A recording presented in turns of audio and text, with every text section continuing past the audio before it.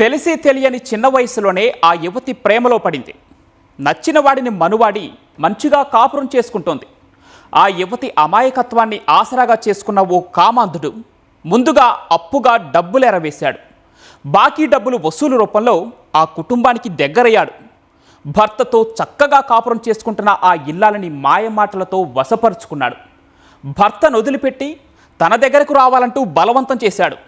అయితే భర్తకు అన్యాయం చేయలేనని చెప్పిన ఆ యువతిపై కక్ష పెంచుకున్న ఆ వ్యక్తి ఏం చేశాడు? పచ్చని సంసారాన్ని ఎలా కూల్చాడు?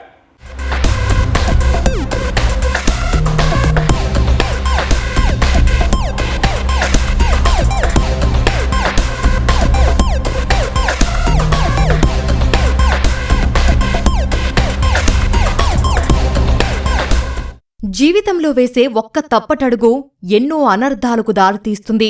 హాయిగా సాగుతున్న జీవితాన్ని గందరగోళంలోకి నెట్టేయడమే కాదు, అసలు జీవితమే లేకుండా చేస్తుంది. ప్రేమించి పెళ్లి చేసుకున్న భర్త ఉండగానే మరో వ్యక్తికి దగ్గరైన ఆ ఇల్లాలు భర్తను కూడా వదిలేసి వస్తానని ప్రియుడికి మాటిచ్చింది. ఎంతకీ ఆమె రాకపోగా మరోసారి గర్భం దాల్చడంతో తట్టుకోలేకపోయాడు. తనను మోసం చేసిందని కక్షగట్టిన ఆ ప్రియుడు ఏం చేశాడు? ప్రియురాలిపై ఎలా పగ తీర్చుకున్నాడు?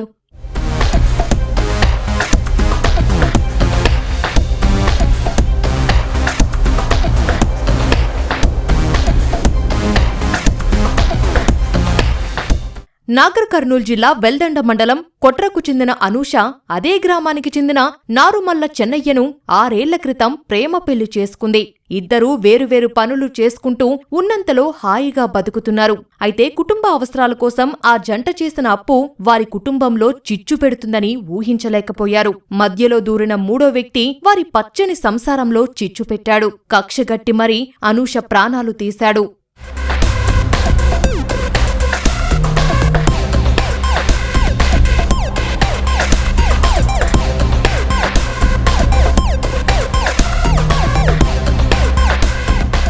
చెన్నయ్య కుటుంబానికి ₹1,00,000 అప్పుగా ఇచ్చిన శాంపురి రాములు ఆ డబ్బులు వసూలు కోసం పదే పదే వారి ఇంటికి వచ్చిపోతుండేవాడు. ఈ క్రమంలో అనూషతో చనువు పెరిగి అది కాస్త వివాహేతర సంబంధానికి దారితీసింది. ఆమె అమాయకత్వాన్ని ఆసరాగా చేసుకున్న రాములు భర్తను వదిలేసి వస్తే తాను మంచిగా చూసుకుంటానని నమ్మపలికాడు. అటు భర్త కూడా మరో మహిళతో వివాహేతర సంబంధం కొనసాగిస్తున్నాడని అనుమానించిన అనూష రాములు చెప్పే మాటలకు ఆకర్షితురాలైంది. దీంతో వారి మధ్య బంధం మరింత బలపడింది. ఎప్పటికప్పుడు భర్తను వదిలేసి వస్తానని చెబుతున్న అనూష తనతో రావడం లేదని రాములు కక్ష పెంచుకున్నాడు. మాట్లాడాలంటూ ఆమెను బైక్పై ఎక్కించుకొని గ్రామ శివారులోని తన చిన్నాన్న పొలం వద్దకు తీసుకెళ్లాడు. అప్పటికే అక్కడికి తన బంధువు నాయని శ్రీనుని రప్పించాడు. ఇద్దరూ కలిసి అనూష మెడకు చున్నీ బిగించి హత్య చేశారు. అనంతరం మృతదేహాన్ని వెల్దండి శివారులోని నిర్మానుష్య ప్రాంతానికి తీసుకెళ్లి డీజిల్ పోసి కాల్చేశారు. ఆ తర్వాత పోలీస్ స్టేషన్కు వెళ్లి నిందితులు లొంగిపోయారు. కొట్రకు సంబంధించిన నేరస్తుడు శాంపూరి రాములు అనే వ్యక్తి పోలీస్ స్టేషన్కి వచ్చి కొట్ర ఏదైతే మిస్సింగ్ ఉమెన్ ఉందో ఆ మిస్సింగ్ ఉమెన్ని కల్లకుర్తిలో పనిచేసే దగ్గర నుంచి అమ్మాయిని కల్లకుర్తి నుంచి బండి మీద ఎక్కించుకొని కొట్ర టు జేపీ నగర్ మధ్యలో హైవే పక్కన కొంచెం పత్తి చేనులో ఒక మామిడి చెట్టు కింద దగ్గర తీసుకెళ్ళి ఆమెని బలత్కరించి చంపినట్టుగా, తర్వాత అక్కడి నుంచి ఇంకొక నేరస్తుడు నాయని శ్రీనివాస్ అతని సహాయంతో ఇద్దరు కలిసి బైక్ పైన ఆమె శవాన్ని మధ్యలో బండి మీద తీసుకొని రోడ్డు అవతల వైపున కొట్ర శివారులో గల కొంచెం గవర్నమెంట్ ల్యాండ్ ఏదైతే అడవి ప్రాంతం లాగా నిర్మానుష్య ప్రాంతంలోకి తీసుకెళ్ళి అక్కడ గుట్టల మధ్యలో 2 బండరాల మధ్యలో అప్పటికే వీళ్ళు పథకం ప్రకారం చంపాలని నిర్ణయించుకుని ఒక 20 డేస్ నుంచి అక్కడ ఆ 2 రాళ్ళ మధ్యలో కర్రలు పేర్చి తర్వాత దానికి ఒక 15 రోజుల ముందే దానికి కాల్చడానికి కావాల్సిన డీజిల్ అవి క్యాన్లో తెచ్చుకొని 12th రోజు సుమారు 8:30 సమయంలో వాడిని అక్కడ తీసుకుపోయి ఆ కట్టెలపై పేర్చి చంపినట్టుగా మనకి కన్ఫెషన్ నీరవ్ పోల్ చేయడం జరిగింది.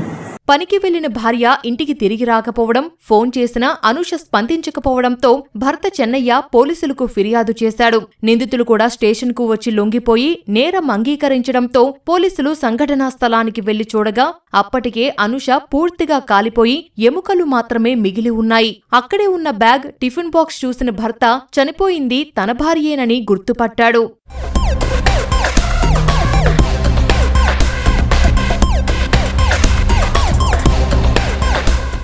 మా మ్యారేజ్ అయ్యి ఆల్మోస్ట్ 6 years అవుతుంది. ఒక 5 years బాబు ఉన్నాడు. రెగ్యులర్గా 7:30కి వచ్చేసేది. ఇంకా రావట్లేదు అనేసి కల్వకుర్తికి వెళ్ళాను. కల్వకుర్తిలో చౌరస్తాలో చూసా, చౌరస్తాలో లేదు. షాప్ కాడ చూసా, షాప్ క్లోజ్ ఉంది. తర్వాత షాప్ ఓనర్ వాళ్ళ ఇంటికి వెళ్ళి అడిగాను. వాళ్ళు లేదు బాబా, మేము 6:30కి పంపించేసాము అన్నారు. తర్వాత మళ్ళీ ఇంటికి రావడం జరిగింది. ఇంటికి వచ్చిన తర్వాత లాస్ట్ ఆటోలు ఎవరున్నారో వాళ్ళని అడిగాము. వాళ్ళు మాకు కనిపించలేదన్నారు. తర్వాత నేను 100కి డయల్ చేయడం జరిగింది. 100 డయల్ చేసిన తర్వాత వెంటనే వాళ్ళు యాక్షన్ తీసుకొని కల్వకుర్తి పిఎస్ నుంచి మాకు కాల్ చేశారు. అంటే వివరాలన్నీ చెప్పేశాను వాళ్ళకి. తర్వాత మళ్ళీ కాల్ చేసి మీ దుబ్బా రోడ్డుకు రండి అని చెప్పారు. ఇక్కడ వచ్చిన తర్వాత మంటలు ఆర్పిన తర్వాత మేము వెళ్ళాం. మమ్మల్ని పిలిచారు. మంటలు మా భార్య కాలిపోవడం చూశారు. చూసుకొని మీ భార్య ఏమైనా అనేసి అన్నారు. అంటే చూశాక సార్ ఏం లేదు కదా సార్ అంటే, అదే కాలిపోయింది మీ ఆమెనే నా చూసుకోవాలన్నారు. అంటే నాకు ఇంకా వేరే వస్తువులు, టిఫిన్ బాక్స్, బ్యాగ్ చూపించారు. దాన్ని గుర్తుపెట్టి మా వైఫ్ అని కన్ఫర్మ్ చేశారు. వివాహేతర సంబంధాలు ఎలాంటి దారుణ పరిస్థితులకు దారితీస్తాయో ఈ ఘటనే ఉదాహరణ. ప్రేమించి పెళ్లి చేసుకున్న భర్తను కాదనుకొని మరో వ్యక్తిని నమ్మి అతని వెంట వెళ్లిన అనూష చివరికి ప్రాణాలు కోల్పోయింది. చనిపోయేటప్పటికీ ఆమె 2 నెలల గర్భవతి కావడంతో కడుపులోని మరో బిడ్డ కూడా భూమి మీదకు రాకుండానే కన్నుమూసింది.